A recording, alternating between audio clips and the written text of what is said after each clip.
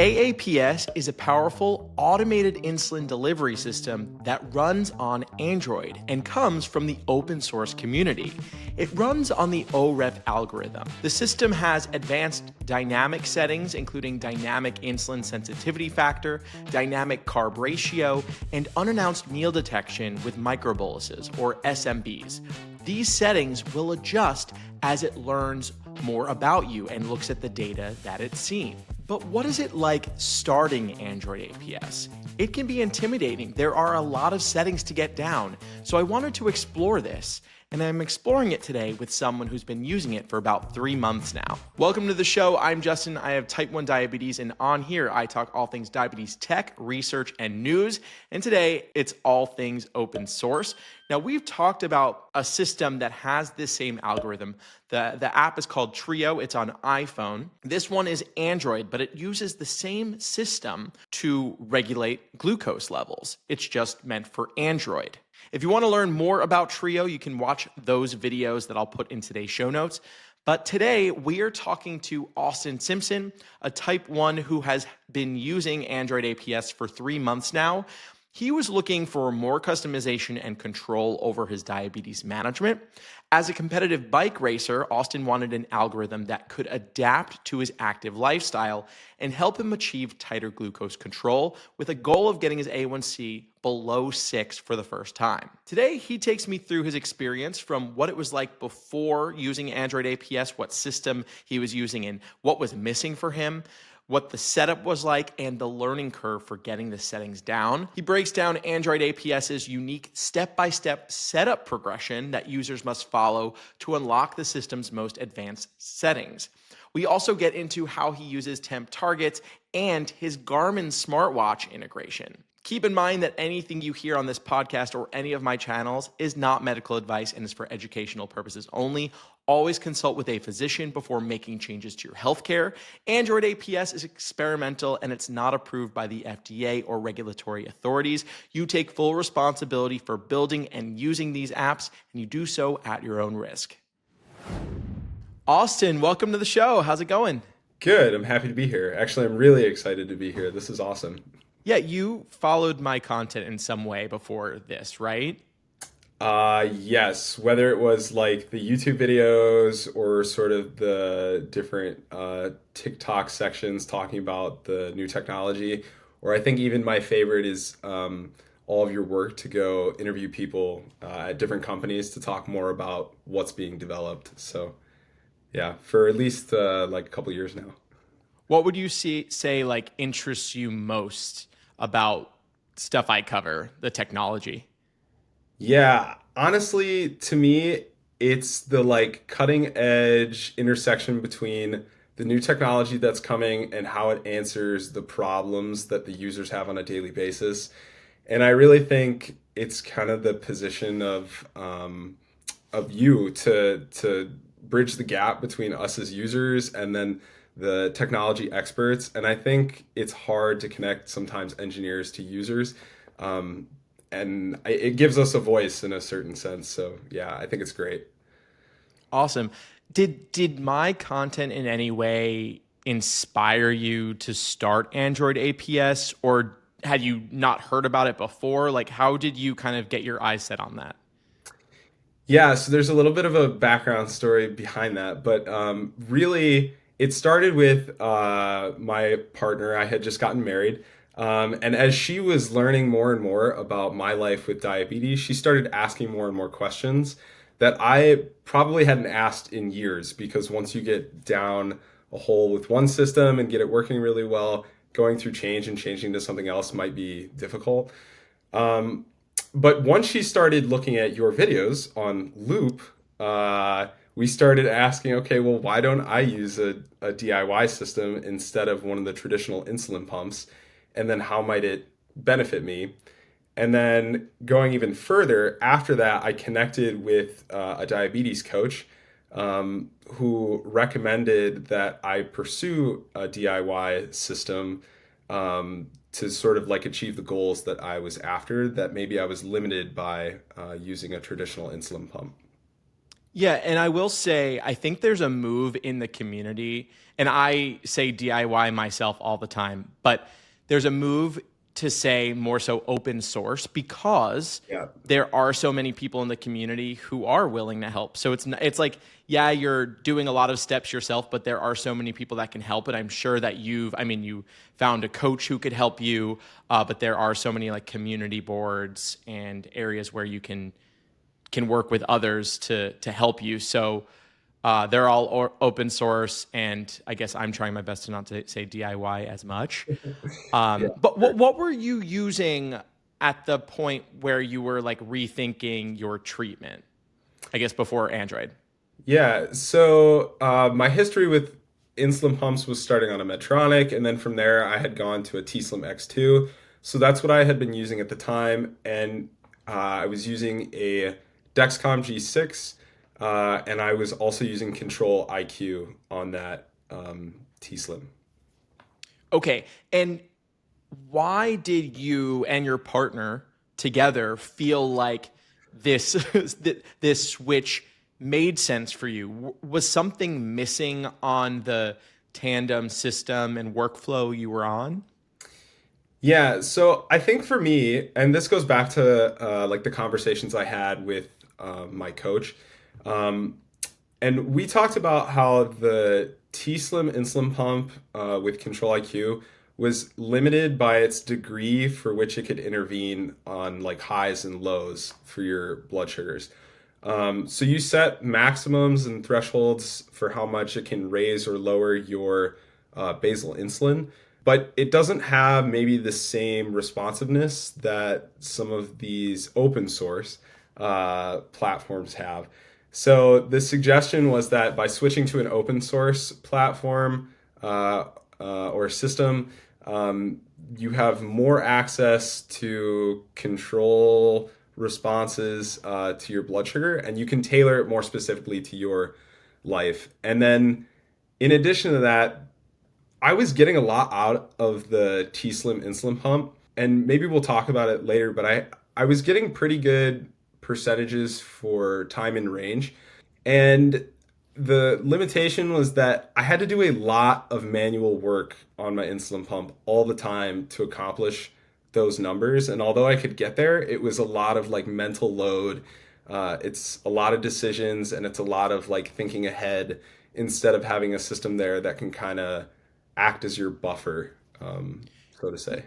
Yeah, and I want to understand that more. So I am currently testing out Mobi and learning the ins and outs of Control IQ Plus, which is like the updated algorithm that just released, which is better than the algorithm you were using. It has Yeah. temp basal, which you can set up to 72 hours in automated mode, which is great. I'm so glad that people in that community using those pumps, at least in the US for now, have access to that. Yeah. And then the extended bolus is longer as well. Can you tell me more about that decision making or constant usage of your pump system that felt like too much on Tandem? Yeah.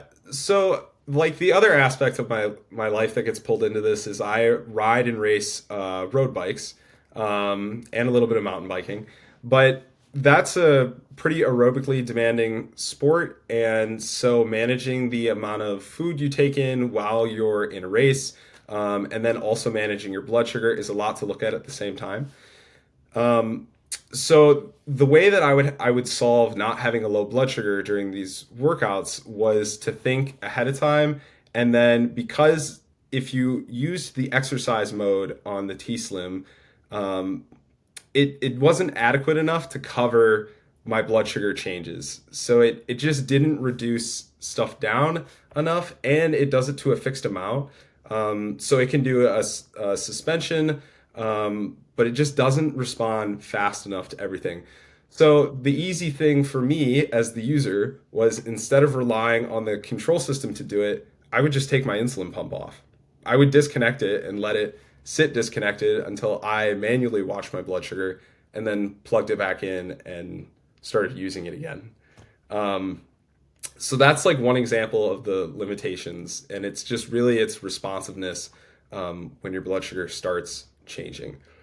Now, I'd be interested to know more about the Control IQ Plus and what's like the main difference between them. And I wonder if they've reduced some of the limitations that they originally implemented as like a safety measure previously. But Yeah, I would say that the one limit, especially as it relates to your story, the new ability with temp basal, which basically allows you to increase or decrease insulin treatment by a percentage from 0% to like 250%, yeah, while staying in automated mode, that is a key feature that could have potentially helped you in that situation. For me, I started the Mobi before and after Control IQ Plus came out. So I tried to do workouts before, and it was pretty difficult for me to a point where I would have disconnected for a bit, or at least turned off insulin. But now what I found, I think, is the sweet spot. I have more testing to do, but what I do is an hour before my run, I decrease my insulin to 30%, which means that I'm only getting 30% of the needs that I would normally get. And then I'm also putting myself in activity mode. So what which is setting me in like a higher range. yeah. This is like, whereas on an app like what you're using, AAPS, Trio, Loop, all of those, you would just tap on a profile or an override that Yes. does all those settings for you. So it's a little more convoluted, but hey, I'm glad that Tandem users now have this feature. There still are limitations, like you can't put what the range is. In fact, activity mode doesn't show you that you're at a new range. It's all under the hood. So there are still limitations for sure, but that, would help people out in these situations. So when I was using the Tandem under the Control IQ version, so you would hit exercise mode, turn it on, and the only place that you would know exactly what's happening with your insulin pump or the changes to your profile is the description in a handbook that's not on your insulin pump. Like you would have to go pull up the Tandem manual to look at the percent decreases on stuff, and it's not a dynamic percent increase based on any information. It's like a fixed percentage based on your profile settings. And I think that's kind of limiting because different types of exercise dictate different needs, right? If you go out and do like a sprint workout or something that's less than an hour, my body's going to use a lot more glycogen and my blood sugar skyrockets. And now that same, if I click the same exercise button on there, it doesn't work. It doesn't have the same effectiveness. Versus if I'm going to go out and do like a really long endurance style workout, I'm going to burn energy constantly, and I need that sort of amount of sensitivity. And I think that this switching systems gave me access to something like that's more dynamic and can change. But I'm sure we'll talk more about like what I'm saying with changing your insulin sensitivity over time. So Yeah, and these features on pumps like Tandem and all FDA cleared systems, they're meant to be simplified because they're safest when there are less customizations for like the grand scheme of customers or consumers, patients who are using these systems. Whereas there's people like you and I, people listening today that are very interested and want the best control and want to navigate all of these intricacies of life, such as a spontaneous bike ride, a weightlifting day, or an intense run. This episode is sponsored by Omnipod. As someone with T1D and with an incredibly active lifestyle, it's important for me not to get tied up, especially with tubes on my insulin pump. I love to go swimming, lift weights, and play kickball with friends. And with Omnipod 5, I never have to worry about tubes getting in the way. Plus, not having to disconnect helps me to stay in range during all of my favorite physical activities. That includes sexy time too. See if you're eligible for a 30-day trial by visiting omnipod.com/diabetic. On there, you'll see full safety and risk information and trial terms. That's omnipod.com/diabetic. When you decided to go on Android APS. Did you go on the website, like the docs website, and kind of read through that entire thing? Yeah, so like the first step was you have to get all of the pieces and components to it, right? So the first decision was like iPhone or Android. Of course, I have an Android phone, and I think phones are so particular to people that switching like devices is actually a pretty big deal. So finding a compatible system with your device is important. So the phone was the first step. The second step then is getting. I'm on Omnipods. So getting those, getting a prescription with those took time to switch over with my doctor. And then as soon as the component pieces were sort of figured out, then it was okay, let's go read all of the information on Android APS. So it was more of like what's available to me in this space, and then which one has like a plethora of resources, um, which one can I understand and implement, and also has a lot of control features. And at the same time, I'm getting recommended this by my coach. So for somebody who's new to it, maybe starting at the Android APS docs on their website and reading about, what is it, what can it do, is the first step. But for me, I was able to kind of cut through that and narrow down quicker because I had a coach who was already helping me. So Yeah, and with Android, you do only have that one option, which is a yeah, fantastic option and is the same algorithm as Trio, which is on iOS. yeah, exactly.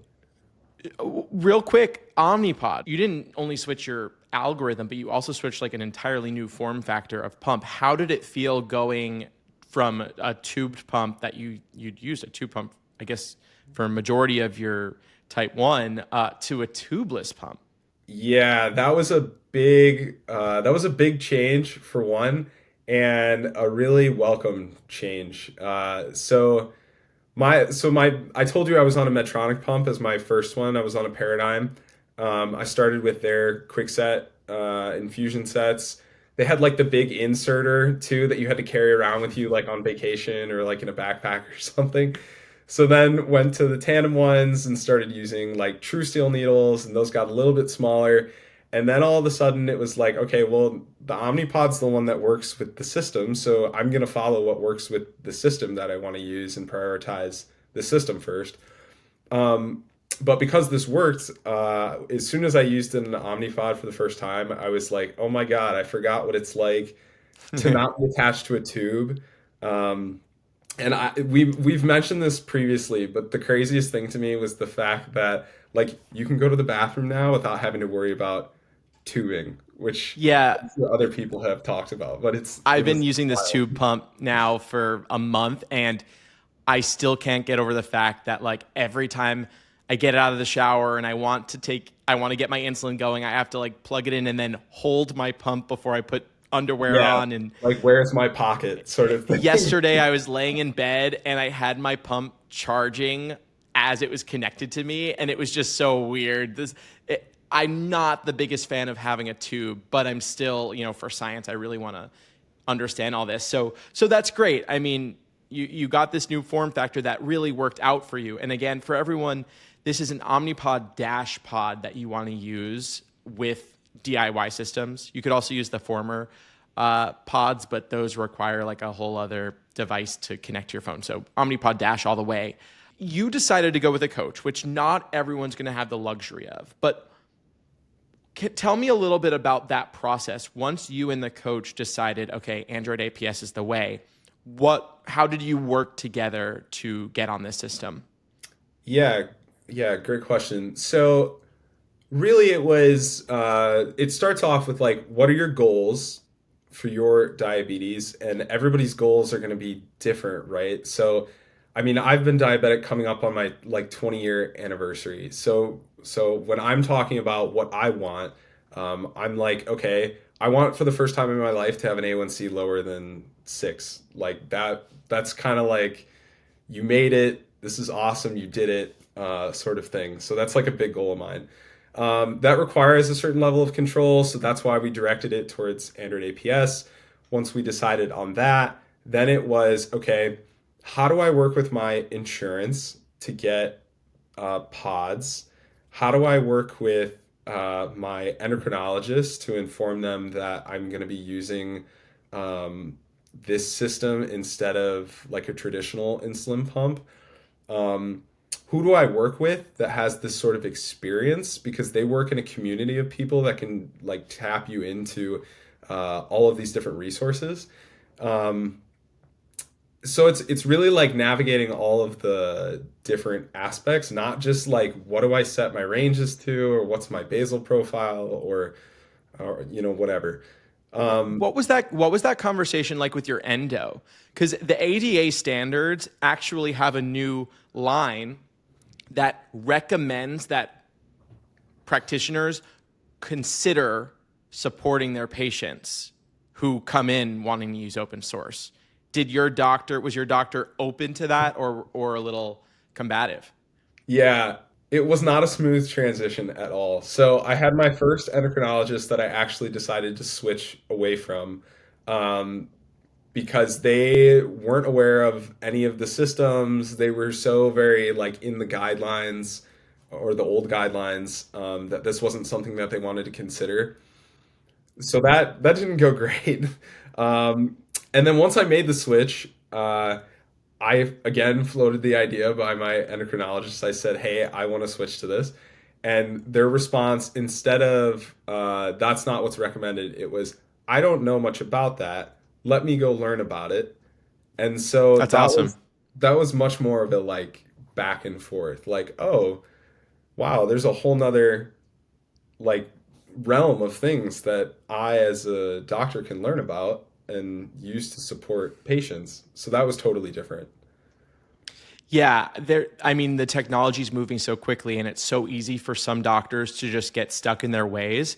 But that's why conferences like ATTD, which I was just at, and all these other ones they're so important, because doctors can come and learn about all these things, including open source. So I'm glad to hear that your second endo was more willing to understand. And ultimately, most of the decision making, or control over these apps is with you and the community who's helping you and your coach. And your endo will still be able to modulate or understand how the levels are going and make at least their small adjustments to basal bolus. I think that they're still going to be able to make some of those decisions. Right. But did your doctor? When did that happen? Did your doctor learn about it and then come back to you and say, "Oh, like I know about this now"? Yeah, so that was towards the beginning of the year. So I had my first appointment, and the first question was, okay, why did you switch endocrinologists? You've been diabetic for 19 years. What's the motivation? Why are you here? I gave that to them. They they looked at everything that day actually, and then called me about it later, to confirm that they would write prescriptions for the Omnipod dash pods. And that was kind of like the seal of approval. And then we talked about the scheme for how I'm going to report my blood sugar data to them, because really I think that's part of or sort of the most important part. Um, and I think based on like my conversations with my coach, the most important thing is that your endocrinologist is doing is supporting your kind of holistic health as it relates to diabetes, far and beyond just managing your blood sugars and your basal. Like they need to order the blood tests to check for other autoimmune diseases that develop that are common across people who already have diabetes. They need to check for retinopathy and write recommendations to go see other professionals. And I think they're really kind of like the key to your care team. So yeah, I mean, they're way beyond just writing the scripts. So it's, I guess, important to have somebody who's on your side. All right, let's get into using Android APS, and we can start with setup. Tell me about that first week getting on. How did your coach help you, and what were you seeing, I guess? Yeah, so I don't want to take us too far back from that, but maybe the first step is actually building the application itself. And the step-by-step guide also gives you that too. So it's very straightforward. It helps you whether you're going to build this on a Mac or a Windows or even a Linux. system, so you can actually build the app, how you get it on your device, how you get it functioning, the importance of keeping it updated. So all of that is in the Android APS docs page. That's just a website. And this page is a dictionary for everything you need to know about the system. And moreover, it's got links that take you to what's the behind the scenes of the algorithm. Like how is it determined? They have links to like scientific papers on the data for this type of stuff. So if you want to find everything, you can find all of it.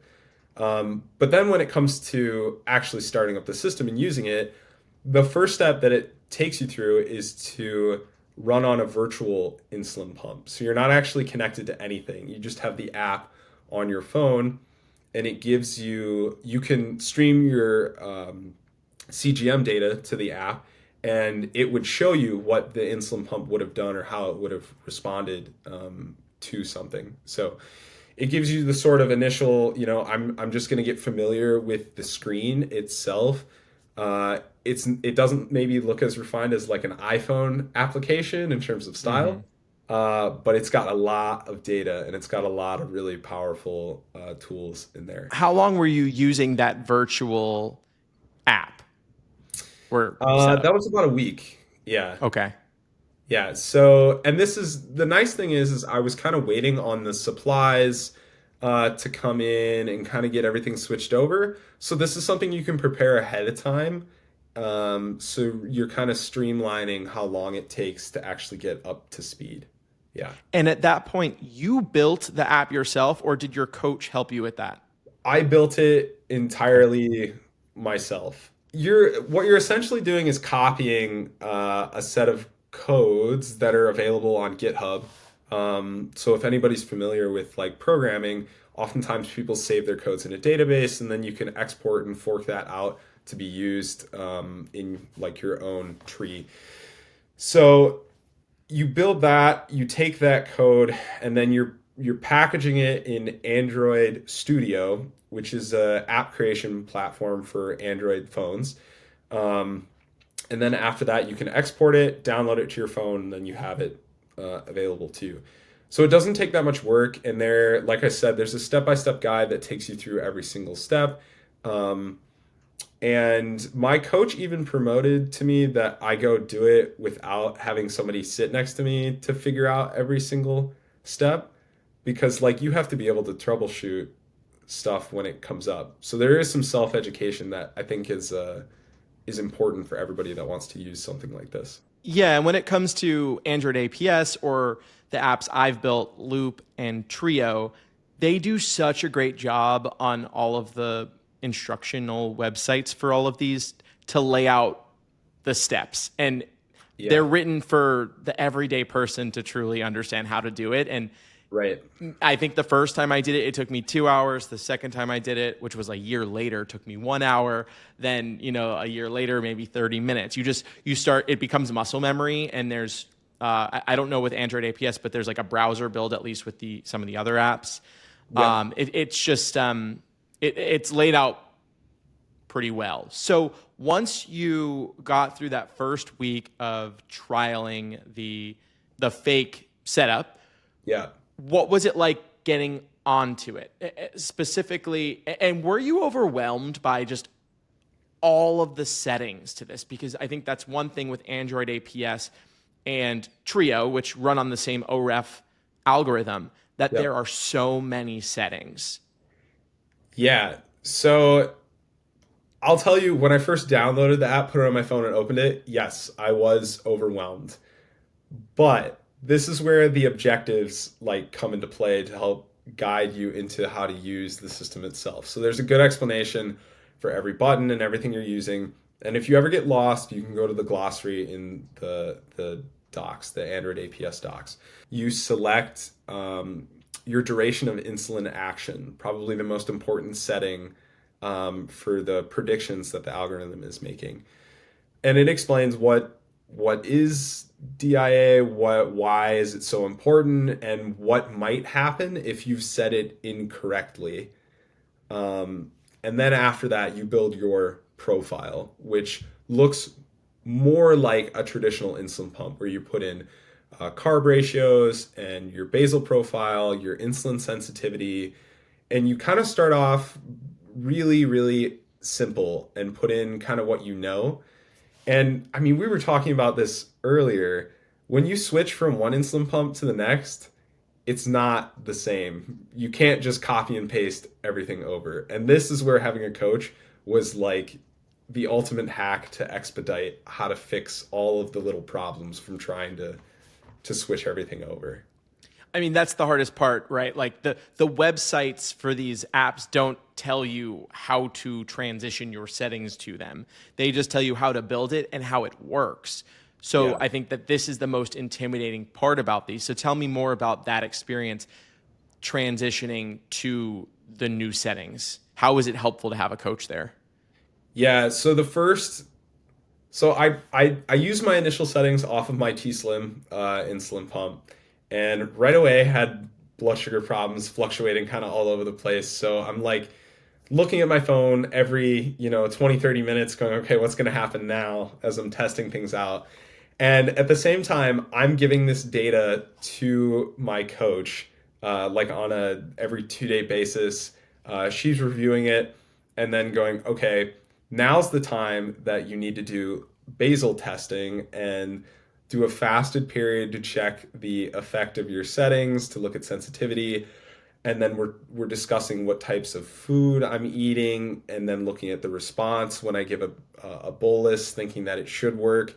And really, you're going through the basic settings that you would find on any insulin pump, and that's really the first step. But she's the one who is going back through all of the data and going, okay, this looks good. You should change this. Consider changing it by this percentage. And that's like you can lean on the experience because they've worked with so many other people. I mean, were you just carrying a ton of low snacks at all times like that? It's scary to be working with something new and not have your settings dialed in. Like, how Yeah, was that? How did that feel? the backup plan is Mott's for Tots fruit snacks, and keeping a big old bag of those in my backpack with me. Those things are like little sugar bombs, and they work great. But How long did it take for you to feel like you got at least a foundation of settings down? yeah, so I make it sound like I had to work on this for like months to get there. Really, this is like the first week and a half to 2 weeks, until it feels like you're using a traditional insulin pump again, where you've kind of sorted out the first few issues that you would need switching to any sort of system. So really, a week and a half until I got to that point. Okay, and also we mentioned before that there are objectives you need to achieve in order to turn on new settings, right? So Right. there are a lot of features of this app that make it a very powerful system, more so than the FDA cleared systems. Take us through those objectives, and then let's also get into the different features that are unique to this app that were unlocked as you kept upgrading. Yeah, sure. So the way I think of the objectives is basically like it's like going through the evolution of insulin pumps from like 2009 up to like 2020 in the span of about a month. So you start with a basic sort of insulin pump where you have your basal profile, your carb ratios, and then the next step is to add in like the suspension for lows. What's the threshold, and when does the pump sort of suspend your insulin to make sure that you're not going low as much? And then the next objective after that is to start implementing uh, your adjustments to your basal. So now the system is kind of like control IQ. It's on rails, so you can't be as extreme with things at first. But basically, you're implementing a version of control IQ if you're coming from a T Slim.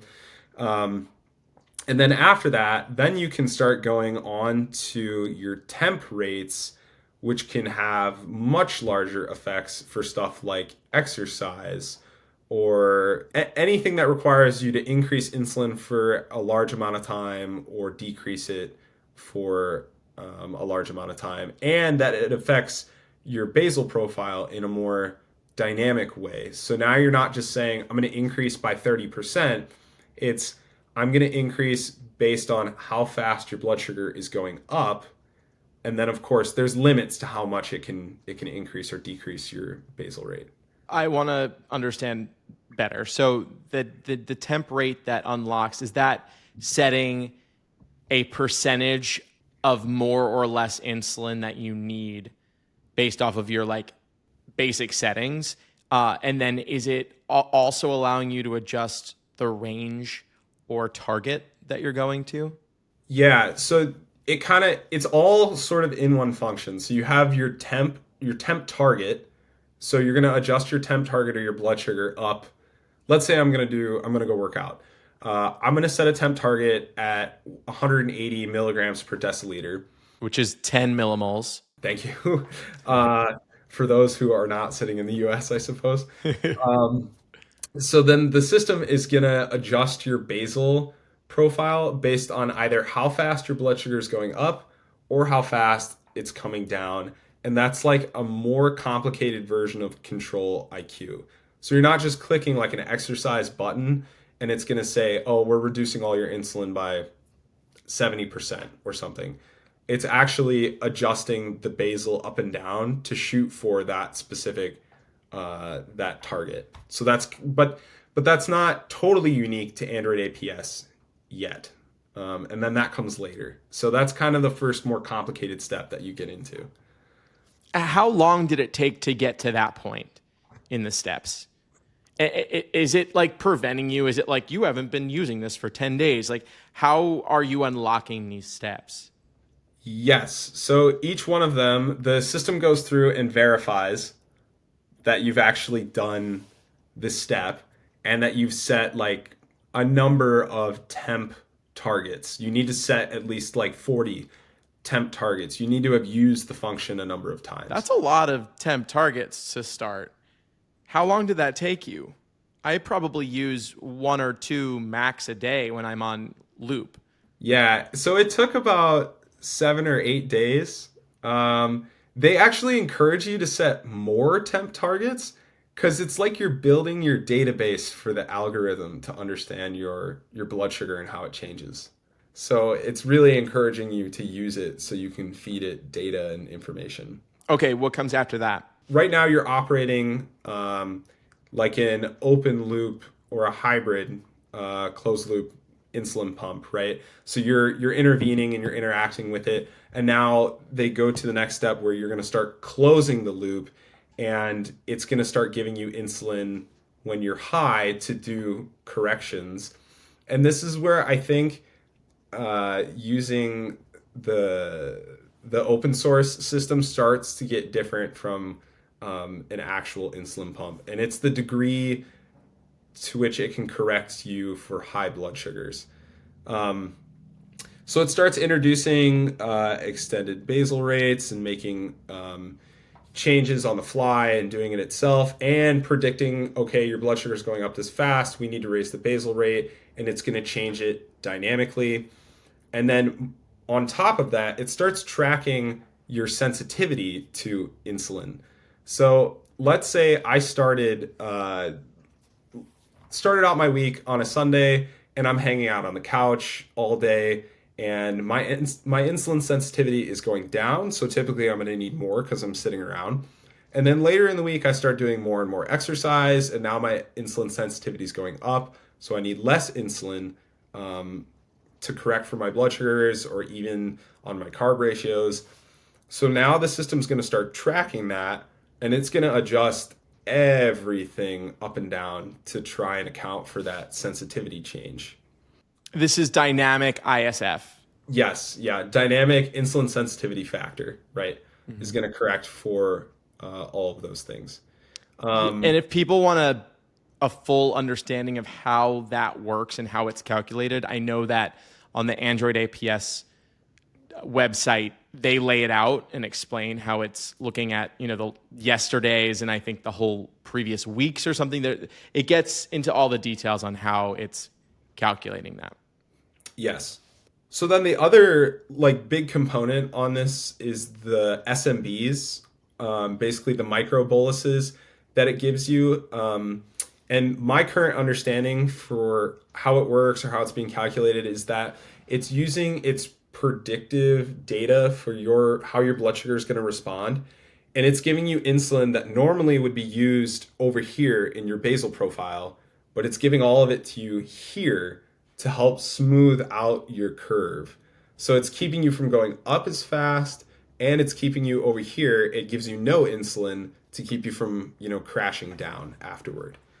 That's for unannounced meals, or if you potentially didn't count enough carbs or log enough carbs or give yourself enough insulin, it can kind of navigate that. And I think the closest FDA system that has something like that would be Medtronic with their meal detection technology.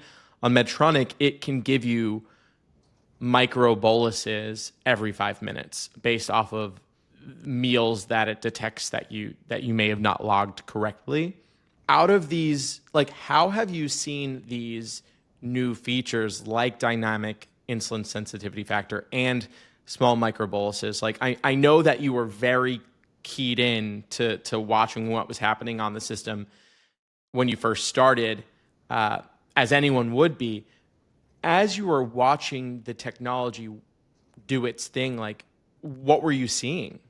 Well, I mean, initially I had to learn to trust it. So I had to stop doing what I did with a T-Slim insulin pump, which was that I would intervene ahead of time because I think I know my body really well, and I'm like, oh well, this is gonna happen. So first, I needed to kind of relax that a little bit and trust that the system can actually do what it says it can do. And then after that, what I observed is that it almost started acting like bumpers for me. And instead of me making a mistake on an insulin pump, on a traditional insulin pump, and having to treat a really high glucose event, the system could keep me from going that high, and it would keep me more to my range. So then, what that did for my numbers, all of my predictions for my A1C, all of my glucose data, everything's tighter. My time in range went up by like 10 to 15%. It's not perfect yet. It's not where I want it to be, but yeah, the biggest thing is that it really does turn into like guardrails for when you don't do something correctly. But again, it's not without its limitations either. So Today's episode is sponsored by T1D Exchange. You can directly make an impact on diabetes healthcare, treatments, and technology by participating in the T1D Exchange registry. It starts with a simple survey about your life with T1D, and it only takes about 15 minutes. After that, you'll have a personal portal with ongoing T1D study and survey opportunities. Plus, some of these studies even offer compensation. Signing up with the link in the show notes helps support my channel, and it allows me to continue putting out free content. You can sign up at t1dexchange.org/diabetic or click that link in today's show notes. When it comes to food, are you bolusing or carb counting ahead of meals and logging that? Like, what are you logging when you're about to eat something? I mean, I know on some of the other systems they have kind of a similar setup, but they call it the calculator on there, and this is basically where you would go to log your bolus for a meal. And so it takes into account your temp targets, it takes into account your food, your carb ratios, everything you'd see on a normal insulin pump. But for me, I put in what I think is a pretty good approximation of carbs. I mean, sometimes we go out to eat and I'm looking at, a piece of bread and thinking, okay, it's probably this much when maybe I'm off. But the system can kind of cover that. So as long as you're kind of within like 10 to 20 grams of carbs for your meal, you can get away with a little bit more error in your carb counting if that is the case. So yeah, then after that, I'm bolusing kind of like I normally would with an insulin pump. I do it about 5 minutes ahead of time. I use this in combination with FIASP, and all of that working together works pretty well, and it's all pretty fast and responds pretty quick. How would you say your relationship to food has changed or evolved with this new system? Has it?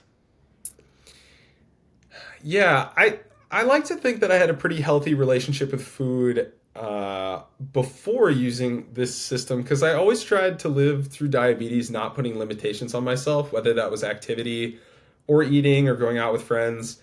Um, but that also meant like on the back end, there's a lot of extra work that I had to do to account for not knowing exactly what was in the food. Um, so like later on, you're making a lot of like corrections, either because you have highs or because you're correcting for a low, trying to take into account what you're eating.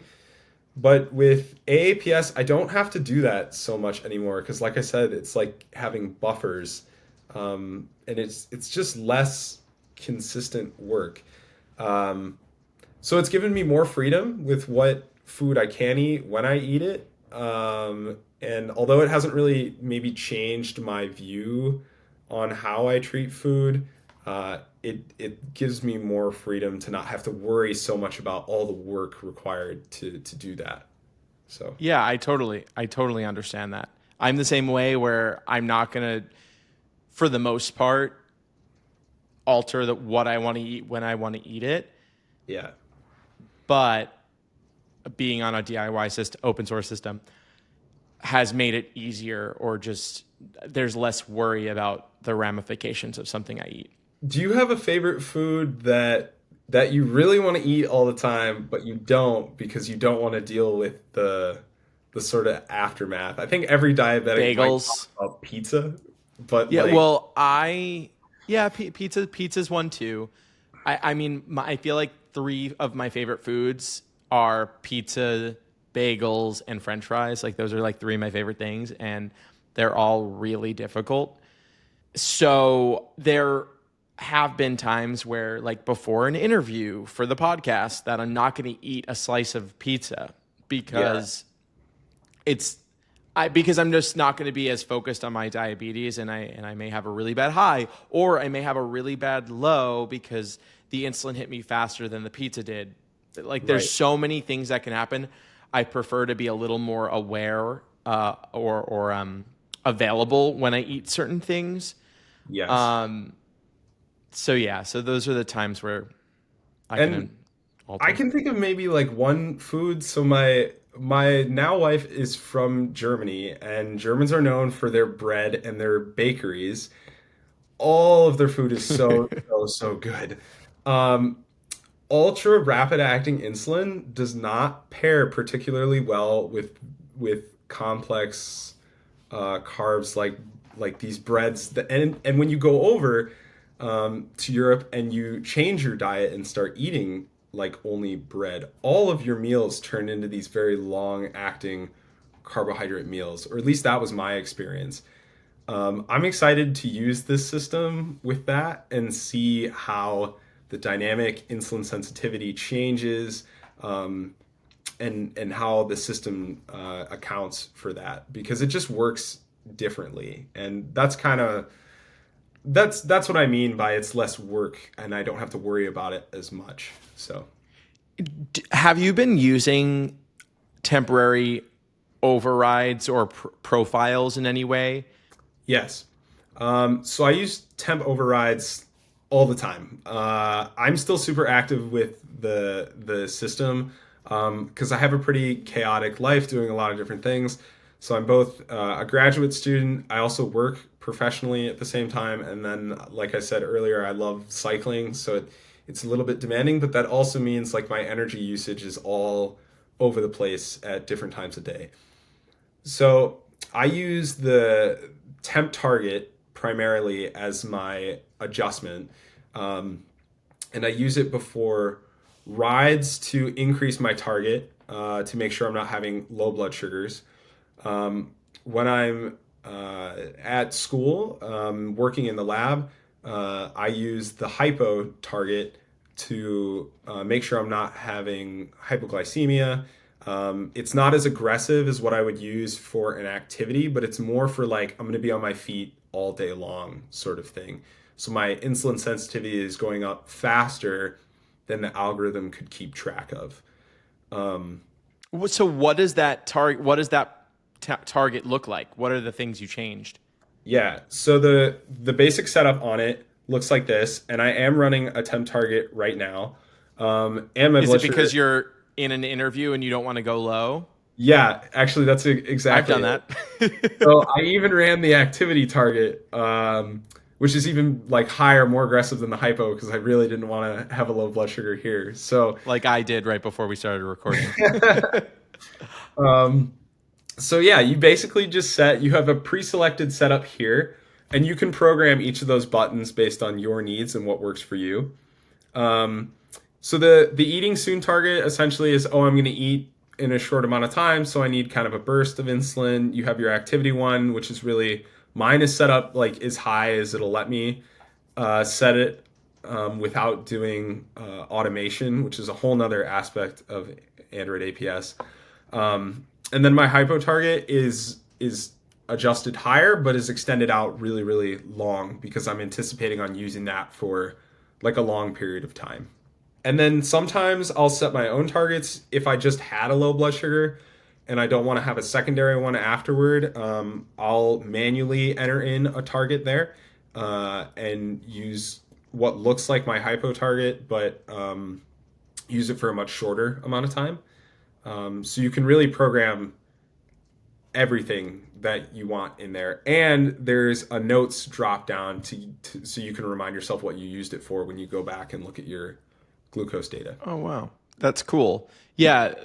This feature alone on all open source apps is such a win because it just, you can have an override or a temp target to like so many different aspects of your life that when it happens and you go low or you go high, you're like, okay, next time this happens, I'm going to turn this on an hour before I do that activity or eat that, whatever it is.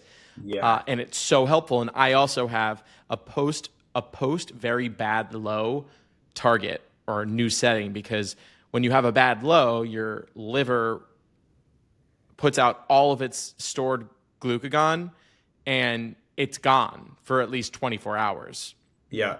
or for up to 24 hours. So I'll always, if I have a really bad low, set my target to be higher than I typically would for at least like 8 hours, just so that I don't have another bad low. Yeah, sure. And I mean, we I mentioned earlier that it's like a buffer. The whole system is like a buffer for me, but it's really good at it. And so we talked about how when I'm doing exercise, I set a temp target. Um, if you don't set it early enough, it's not as effective. And I'm wondering what your experience has been like now that you've used multiple systems. Does it carry through to everything else? Is one maybe better than another, or what like strategy have you implemented with these to get it to work as well as you can? I think with whatever system you're using, when it comes to a temp target or activity mode or activity feature on the FDA cleared systems, 1 hour before that activity, whatever you're turning on or adjusting, it needs to be done 1 hour before. If it's 30 to 40 minutes before, I go low. Yeah, But it's the 1 hour mark. If it's, if I turn it on an hour and a half before, that's fine too. But if yeah, it's less than 1 hour, like I'm gone. Like it's the sweet spot. So yeah, that is hands down it. If I know I'm going to go on a bike ride, I know I'm going to go run intense errands or go on a run. These are all things that will drop my blood sugar. So I need to put on my temp target an hour before, and that works. Have you used any of the like third party device features when it comes to Android APS? man, we keep coming back to the riding bikes thing, but like all of my Garmin devices Yeah. all have screens and data related to Android APS. Ooh, tell me about them. Yeah, so for Garmin devices, you use the Connect IQ store um, to get applications and like data screens. And so there's a number of them out there that are all made by just users. And if you want to know more about them, there's actually a whole nother section in the Android APS docs that can take you to a link. And then they have a Facebook page. They can connect you with a Discord, and then the Discord has the people who are making the new watch faces, the data screens, the control Wow. features, and if you want, you can even participate in those and start making whatever works for you. So, I mean, like That's awesome. creating a watch screen is kind of a cool intro to like coding, especially for Connect IQ, because it's not terribly complicated, but you can do something that's totally unique. That's cool about the smartwatches. Are you using your Garmin like on a day-to-day basis, and can you like activate things from it, or is it just a display, or are you able to bolus and turn on an override, temp target? Yes, you can do all of those things. I currently don't have it set up that way. So there's actually a lot of remote stuff you can do from your system. Um, and actually, currently, I'm really interested to find somebody who has worked with like their partner or a family member who has monitored this while somebody does the activity. So you could go sort of almost hands off or try to at least. Um, but but you can set up all those features and you can implement it with like Night Scout, a tracking or a web page that you can use to display all of this data and as a database to store your glucose data. So like I know parents will work with setting this up so they can remote bolus for their kids and look after their blood sugars. And then in addition, you can get all of the like dynamics data from AAPS and have it send remotely to Night Scout, to your Garmin apps, as long as you have a screen that can read it and set it up. And you can get like insulin on board, carbs on board, um, yeah, current insulin sensitivity. You can definitely get all of that information, but it's not something that I've gotten around to implementing. It takes a little bit more work. The last thing I want to get into is what's next with your Android APS journey. Have you considered, a lot of people are using Android APS and Trio, the same algorithm. They're using these apps fully closed loop. They are not entering carbs or bolusing ahead of meals. And they're getting 70% and above range. I know that one main focus for you was to have better control. So Yeah. maybe something like this isn't for you, but is that something you would consider on this system, is getting your settings to a place where you could just be completely hands off? Or would you prefer to have like the best control possible, and that's why you're using this? Yeah, I think my primary motivation is to have the best control possible and utilize the capabilities that traditional insulin pumps don't have all in one package yet. And also, AAPS gives me sort of the ultimate flexibility for a lifestyle that is not maybe normal day to day. That's really my purpose for using AAPS, is it can help cover these big changes in my life no matter what comes up, and it gives me more flexibility as the user. I would really love to get to the state where I'm using it completely closed loop, because the other aspect about like my whole diabetes journey is how do I get diabetes to sort of shrink down and have to dedicate the least amount of attention to it without having negative impacts on my life overall. And so, like I said, I've been almost diabetic for 20 years now. I went through like multiple daily injections, went through using pens, got to the insulin pump, used new control features, and this has kind of been the ultimate thing I've used thus far that has helped me shrink down how big of or how much attention diabetes takes from my like day-to-day life. That's amazing. And I'm sure you've seen so many more leaps in technology than I have, because you've been around for so long with type 1 diabetes. And it's cool to hear that you found a system that's just been like a huge jump in your treatment and ability to step away from type 1 more often. So I'm happy to see that that's happened. And I mean, the rate of which the technology is moving now still, and open source, like seeing what they have around the horizon is really exciting. I feel like switching systems can kind of be like getting tattoos, where like you get one and like you kind of like it, you get a second one, you like it more. I don't, and granted, I have no tattoos. This is just what I hear. But like I'm kind of on this kick of wanting to try all of the systems and see how they all work. But switching systems is always a tough thing and a bit disorienting, but it's temporary.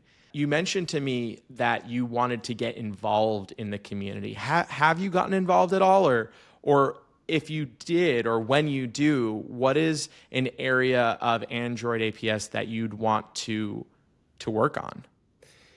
Yeah, there's a huge community aspect about probably all of the open source systems, because it's really like the user is dictating the technology and you have the people to help build purpose built for what you need. Um, in Android APS's case, they have a Facebook page and then they have a developers Discord with a lot of channels related to developing the actual app system, to work with stuff like potentially the Tandem insulin pumps, or like anything else that's out there to make it compatible with more devices. Um, those are everyday working people all across the world who are trying to solve problems in their spare time. And it's not enough to just write the coding for it or to develop the system. You need to check it on those devices. And I'm sure everybody else would understand you can't just hop around insulin pump to insulin pump and without getting prescriptions and changing things. So for the everyday consumer, that's not exactly feasible. But because the community is so large, there is always somebody out there with the new this insulin pump or this one, this version, this firmware, whatever, that need to test those things. Even if you're not wearing it, you need to turn it on and then see if it works. And then that opens up the possibilities for more and more users to use the system. So that's got a lot of appeal to me. Helping in that area, being a sort of like beta tester. And then in terms of the Facebook community, I love answering people's questions on there, especially new users who need assistance and help. Uh, Oftentimes sometimes they're not complicated questions, but somebody needs to answer them for those people anyway. And just going on and checking through the recent posts is enough that you could really, really help somebody. So, yeah, I enjoy being engaged in that aspect because I also know if I go on there with a question, somebody will be there to answer me too. So, yeah. Yeah, that's what's so special about this community is it's give and take. You can, go on there and get answers whenever you need them, but also there's this there's this shared experience of type 1 sucks, but this excitement over this technology and Yeah. being able to help someone in some way. It's what gives me so much passion with what I do on my channel, is like being able to educate about things I understand very easily and put that information out there for people, and to be able to go on the Facebook page and be able to help people. There are some cool things going on in the space. They're really close. The community is really close on cracking using Mobi as a pump for DIY systems, open source systems. So that's exciting to just give people more options when it comes to what systems they use on open source. Also, if people have a Mobi already and they just want to start using it, they can. Or if people prefer tubed, whatever that is. Also, it's a little more future-proof than Omnipod Dash, which we're hopeful it stays around for years and years and years, but there's Omnipod 5. Yeah. When is Omnipod going to cut off production of Omnipod Dash? I don't know, but I know the community won't be so happy when that happens. And then also there is an updated system for Android APS, and that is using the same algorithm, but it's for Android, and it's called Lotus. And there's this group of developers who've been working on this for a long time. I actually got to see the app in person at ATTD. It's beautiful. It's much more intuitive than Android APS, which you're using, but it's the same exact algorithm with the exact same, or most of the same features, just a completely new interface. That's really pretty looking. So I'm looking forward to you eventually being able to try that, and I'm hoping to have them on the show soon. So the future's bright with open source and Android APS. Yeah, I'm excited. I'm excited for all the new stuff, and that's one of the reasons I keep going back to all the Discord channels. Is it's like a continuous news source for all the cool things that people are doing. So yeah, it's great. Well, I look forward to seeing what happens there, and I also look forward to just hearing how your journey continues. So we'll have to catch up soon and just kind of see where you are another 2 or 3 months from now. So thank you, Austin, for coming on the show. This was awesome. Yeah, of course. Thanks a lot. Are you an Android APS user? Let me know in the comments what you like about it, what could be better. And also, if you're using Trio, that same algorithm, but for iPhone, let me know your thoughts on using the system. How long have you been using it? What are the differences you've seen from the system you were on before to now?